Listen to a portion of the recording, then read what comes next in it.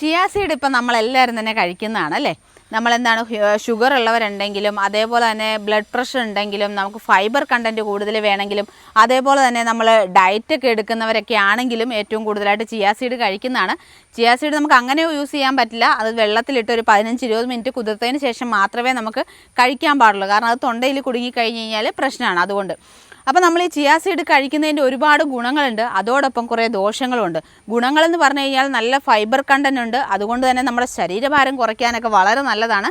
ഷുഗറുകാർക്ക് വളരെ നല്ലതാണ്. കാരണം ഷുഗറൊക്കെ ഉണ്ടെന്നുണ്ടെങ്കിൽ നമ്മൾ ഇത് കഴിച്ചു കഴിഞ്ഞാൽ നമ്മുടെ ഷുഗർ, രക്തത്തിലെ പഞ്ചസാരയൊക്കെ കുറയും. അതേപോലെ തന്നെ രക്തസമ്മർദ്ദമൊക്കെ ഉണ്ടെന്നുണ്ടെങ്കിലും നമുക്ക് ഇത് കഴിക്കാൻ പറ്റും.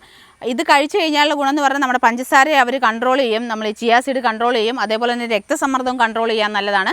പക്ഷേ ഇത് ഉപയോഗിക്കുന്നതുകൊണ്ടുള്ള ദോഷങ്ങൾ എന്ന് പറഞ്ഞു കഴിഞ്ഞാൽ നമ്മൾ പ്രമേഹത്തിന് മരുന്നൊക്കെ കഴിക്കുന്നവരാണെന്നുണ്ടെങ്കിൽ നമ്മൾ ഈ ചിയാ സീഡൊക്കെ കഴിക്കുമ്പോൾ ഒന്ന് സൂക്ഷിക്കുന്നത് നല്ലതാണ്. കാരണം നമ്മൾ ഓൾറെഡി മരുന്ന് കഴിക്കുന്നത് കൊണ്ട് തന്നെ ഇതും കൂടെ കഴിക്കുമ്പോഴത്തേക്കും നല്ല ഭയങ്കരമായിട്ട് താന്നു പോകാനുള്ള സാധ്യതയുണ്ട് നമ്മുടെ ശരീരത്തിലെ ഷുഗർ കണ്ടൻറ്റ്.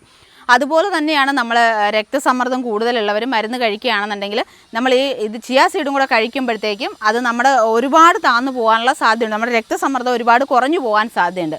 അപ്പോൾ അതുകൊണ്ട് അങ്ങനെയുള്ള ആളുകൾക്ക് ഡോക്ടർ നിർദ്ദേശപ്രകാരം മാത്രം കഴിക്കുക. അതല്ലാതെ തന്നെ നമുക്ക് ചിയാ സീഡ് കഴിക്കുന്നത് കൊണ്ടുള്ള ഒരുപാട് ആരോഗ്യ ഗുണങ്ങളുണ്ട്, അതേപോലെ തന്നെ കുറേ ദോഷങ്ങളുമുണ്ട്. അപ്പോൾ ഇതിനെക്കുറിച്ചിട്ടൊക്കെയുള്ള ഒരു ഡീറ്റെയിൽ വീഡിയോ നമ്മൾ ചെയ്തിട്ടുണ്ട്. അത് നമ്മുടെ യൂട്യൂബ് ചാനലിൽ മാംഗോ ചാനലിലും അപ്ലോഡ് ചെയ്തിട്ടുണ്ട്. അതിൻ്റെ ലിങ്കും ഇതോടൊപ്പം കൊടുക്കുന്നുണ്ട്. അപ്പോൾ നിങ്ങളൊന്ന് കാണുന്നുള്ളവർക്ക് ആ വീഡിയോ ഒന്ന് ഓപ്പൺ ചെയ്ത് കഴിഞ്ഞാൽ കാണാൻ പറ്റും.